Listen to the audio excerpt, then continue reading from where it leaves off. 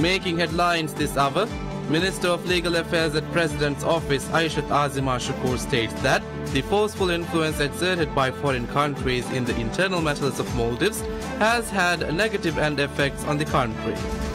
PPM Parliamentary Group Leader Ahmad Nihan Hussein Malik states that those who were arrested in the relations to the attempted judicial coup will remain in the custody even though the state of emergency expires. And Singaporean company Tough Offshore Engineering Private Limited commences the practical works of developing the runway of Mafaro Airport in Noon Atoll.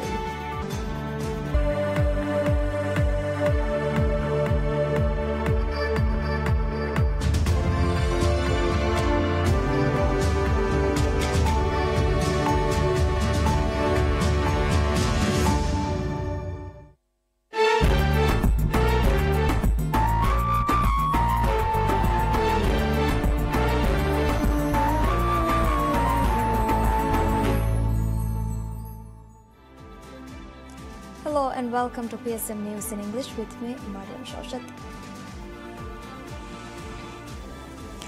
Minister of Legal Affairs at the President's Office, Aishat Azima Shakur, states that the forceful influence exerted by foreign countries in the internal matters of Maldives has had negative end effects on the country. Speaking on a program aired on PSM News, Azima Shakur cited that some individuals are trying to portray Maldives as a country which does not follow the principles and guidelines of international bodies and communities. In this regard, Minister Azima questioned the reported dealing of a foreign vessel travelling using a Maldivian flag was a mere coincidence or a deliberate attempt to tarnish the country's image. Azima noted that such efforts have negative and destructive effects on both the economy and the social peaceful running of the country.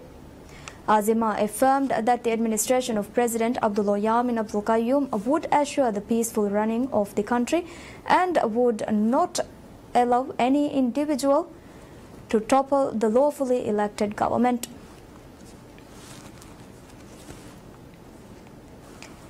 PPM Parliamentary Group Leader Ahmad Nihan Hussein Malik states that those who are arrested in relation to the attempted judicial coup will remain in custody even though the state of emergency expires.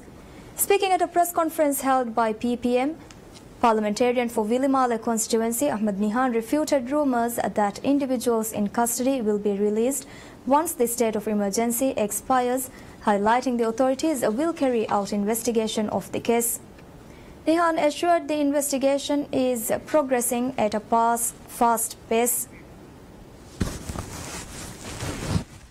Noting that such rumours are spread to undermine the security of the country, parliamentarian Ahmad Nihan affirmed that no one brought to custody will be released without a full investigation.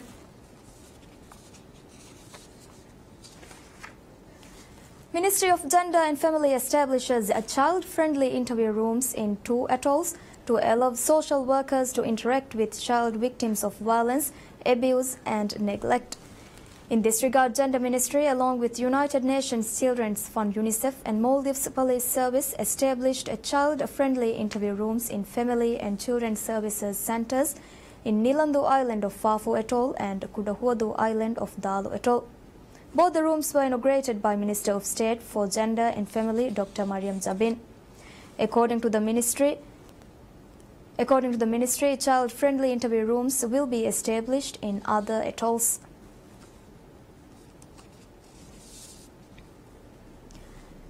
Singaporean company Tough Offshore Engineering Private Limited commences the practical works of developing the runway of Mafaro Airport in Nunu Atoll.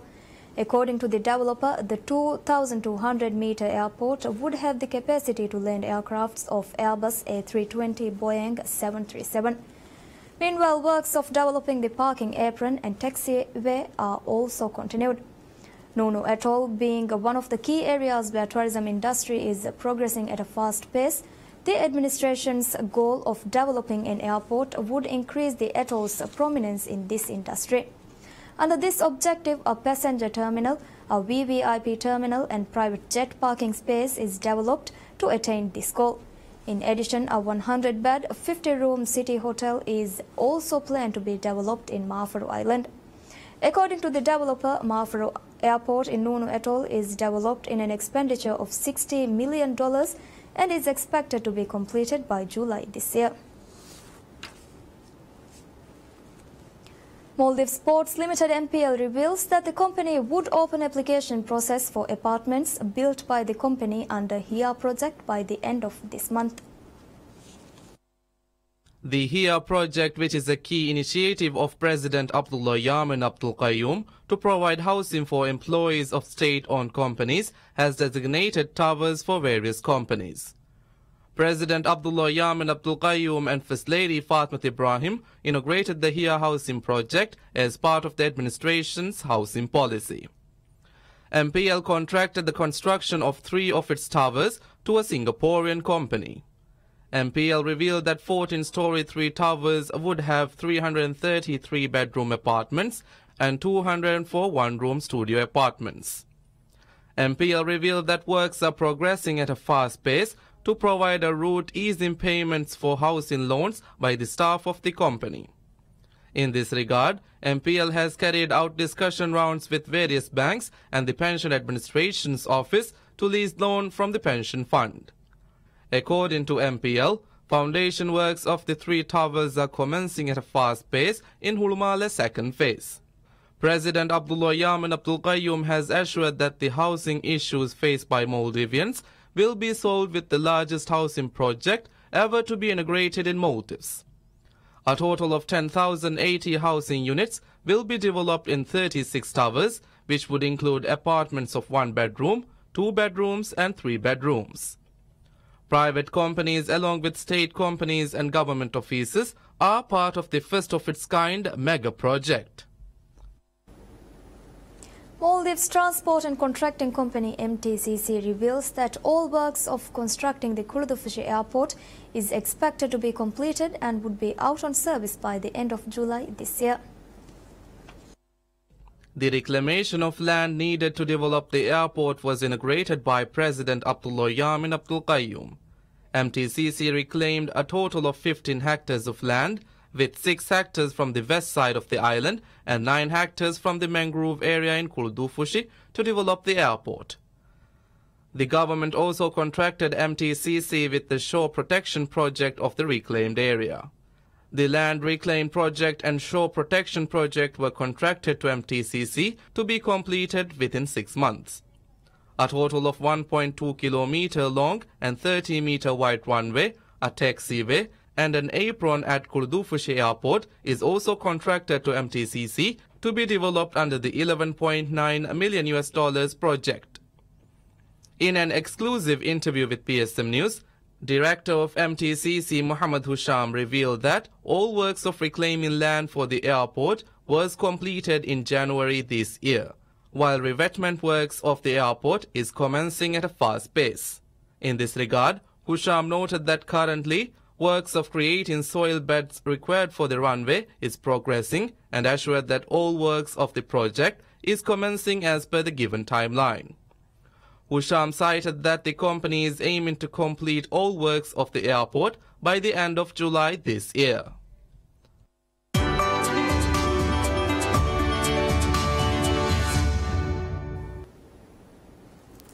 Dalu Atoll welcomes its first resort named Hondafushi Island Resort. Hondafushi Island Resort is located 7 kilometers from Hanimadu and is accessible by a 55-minute domestic flight from the main Welana International Airport to Hanimadu Airport, followed by 10-minute speedboat ride. The resort, developed by AAA Hotels and Resorts, measures 2 kilometers in length and 500 meters in width and is the 5th resort opened by the company in Maldives. While Hondafushi opened with 80 rooms and 160 beds, it aims to add 100 rooms per year with plans to have at least 400 villas when completed.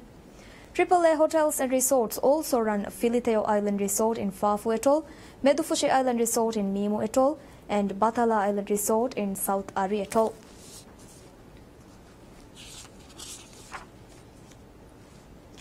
Ministry of Tourism reveals that tourist arrivals from China registers a record-breaking amount in February.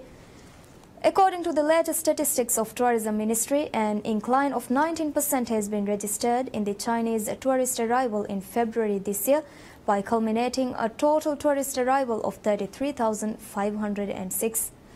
According to these statistics, this is an incline of 33% compared to February last year.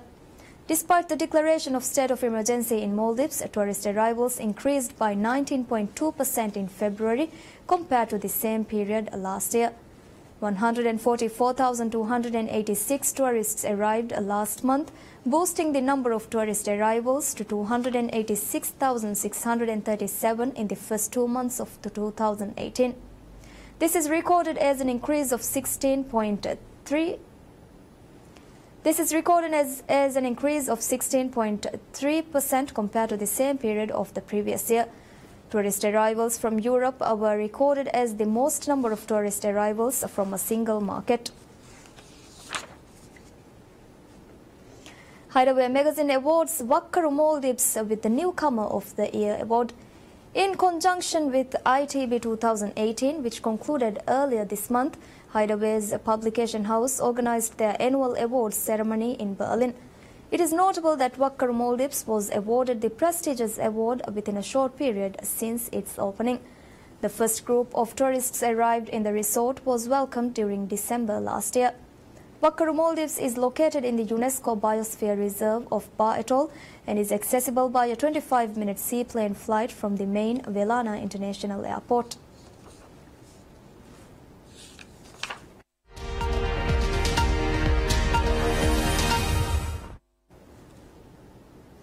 China's parliamentary elects Li Keqiang as the country's premier.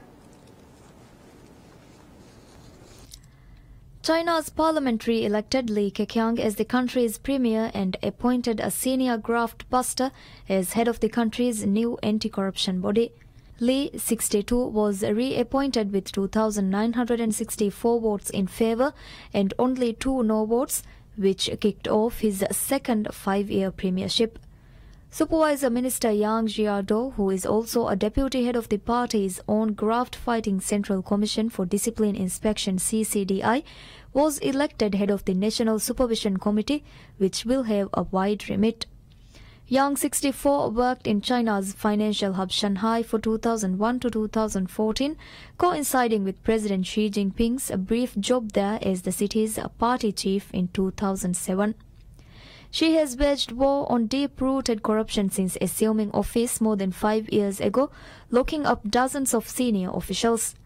On Tuesday, Parliament will formally pass the law that will give the new Supervision Commission its legal framework, the state constitution having already been amended last weekend to accommodate the new body. Turkish-backed Syrian rebel fighters enters the town of Afrin shortly before dawn. A spokesman for the Free Syrian Army FSA rebel fighters said Turkish-backed Syrian rebel fighters entered the town of Afrin shortly before dawn and have taken control of parts of it after Kurdish YPG forces pulled out. Mohammed al-Hamadin said the fighters had so far not encountered any position. Video posted on social media on Sunday appears to show a group of fighters from Al-Hamza Brigade, part of the FSA, walking in Afrin city. Turkey's President Tayyip Erdogan said later on Sunday the center of Afrin was entirely under control and Turkish flags had been raised in the northern Syrian town. A senior Kurdish official and a monitoring group said more than 150,000 people have been displaced in the last few days from Afrin town.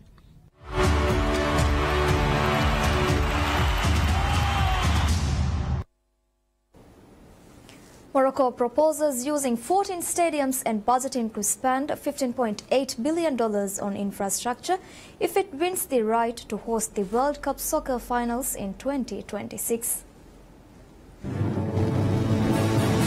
Morocco's bid committee announces that it will be using 14 stadiums and budgeting to spend $15.8 billion on infrastructure if it wins the right to host the World Cup soccer finals in 2026. But Morocco will not build any new stadiums for the tournament, preferring to renovate and modify existing venues and add temporary capacity to others, said candidature chairman Moulay Hafid El Alami, who is also a government minister. The North African country is up against a joint bid from Canada, Mexico and the United States when World Soccer governing body FIFA's member countries decide in Moscow on June 13 who will host the tournament 8 years from now. Saturday's news conference revealed details of Morocco's bid book, which was presented to FIFA on Friday, with the central theme being making their football infrastructure sustainable after the tournament and keeping down construction costs. At least 5 stadiums, termed legacy modular stadiums and with largely temporary capacity, will be downscaled after the finals to meet the specific needs of their local communities. Morocco bid unsuccessfully to stage the 1994, 1998, 2006 and 2010 World Cups. The country was second to the US in 1994, behind France in 1998 and just lost out to South Africa for the 2010 finals, the only time the event has been held in Africa.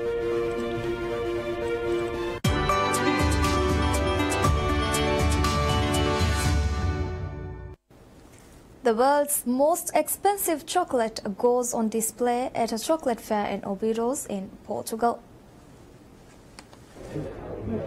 Priced at $9,489 and covered in edible gold, the chocolate is part of a limited edition of 1,000 bonbons. It has a filling of saffron threads, white truffle, vanilla from Madagascar and gold flakes. It was guarded by 2 uniformed men. Its creator, Portuguese chocolatier Daniel Gomes, said the diamond-shaped chocolate was certified as the world's most expensive by the Guinness Book of Records, which in 2017 listed $250 La Madeleine au Trèfle, made by Danish artisan chocolate maker Fritz Nipschils, as the record holder.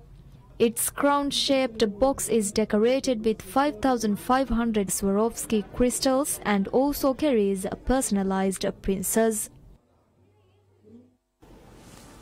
Well, that's all we have for you right now. Thank you for joining us. Have a pleasant day ahead. Goodbye.